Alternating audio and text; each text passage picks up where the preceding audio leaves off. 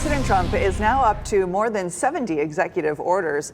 There really are so many that it can be tough to keep track. Here on WRAL News at 7 o'clock, though, we are trying our best to do that for you and follow it all.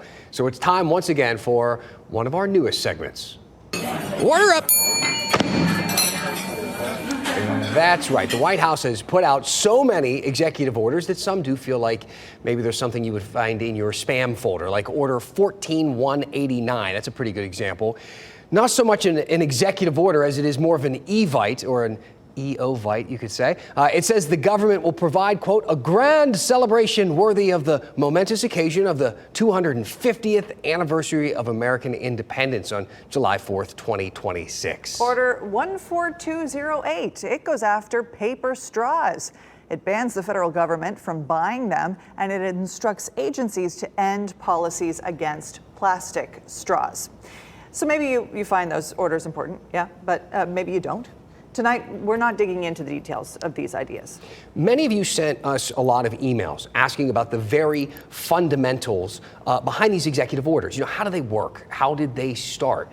Are they in the Constitution? You know, that sort of stuff. So tonight, we're going to tell that part of the story. Let's start by pointing out executive orders are not in the Constitution. Article 2, Section 1 says the executive power shall be vested in a president of the United States of America. That's the clause that essentially grants the president the power of executive orders, although the term is not mentioned. The very first executive order does go way back, though. It was issued by George Washington in June of 1789. It was a simple message delivered with pretty complicated vocabulary. See, Washington wrote it to his Secretary of Foreign Affairs, John Jay. It says, quote, I wish to receive in writing such a clear account of the department at the head of which you have been, without overburdening or confusing a mind which has very many objects to claim its attention. Impress me with a full, precise, and distinct general idea of the United States so far as they are connected with that department. So he's basically saying, look, this whole thing we're doing is pretty brand new. What does your department do again? Can you bring me up to speed? Can we also just quickly make mention of Dan's impersonation? Very formal, very, yes. Presidential, you could say. So Washington issued 8 executive orders during his presidency, and since then, every president in history has issued at least one executive order, except for William Henry Harrison. He died after a month in office. So many important moments in American history were the result of executive orders. The Emancipation Proclamation, when Abraham Lincoln freed the slaves. The Manhattan Project, when the government put together the atom bomb. Deploying the National Guard to desegregate public schools.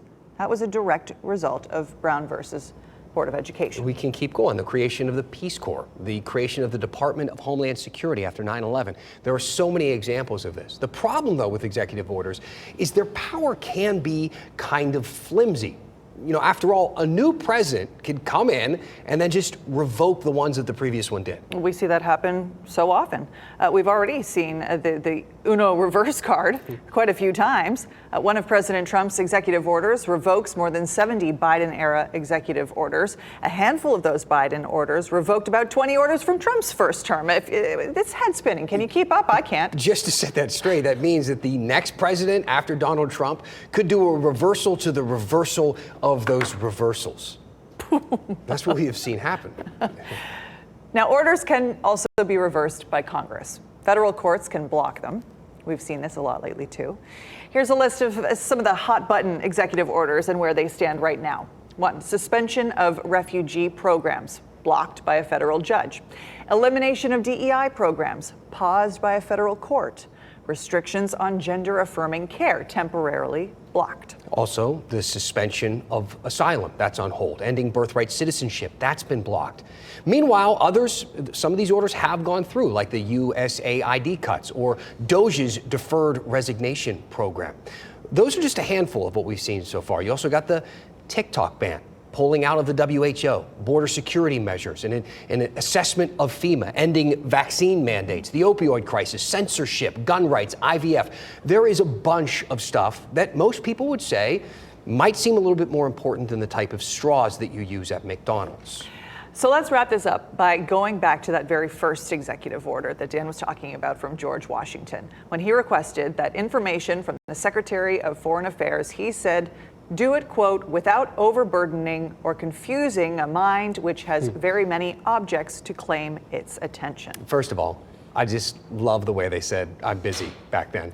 But I think we can also kind of relate to that a lot. We have a lot of objects claiming our attention, and not just these executive orders. And so our mission with this segment, with this newscast really, is to bring you up to speed without overburdening or confusing you. And we hope that we're doing that. And if not, tell Dan about it.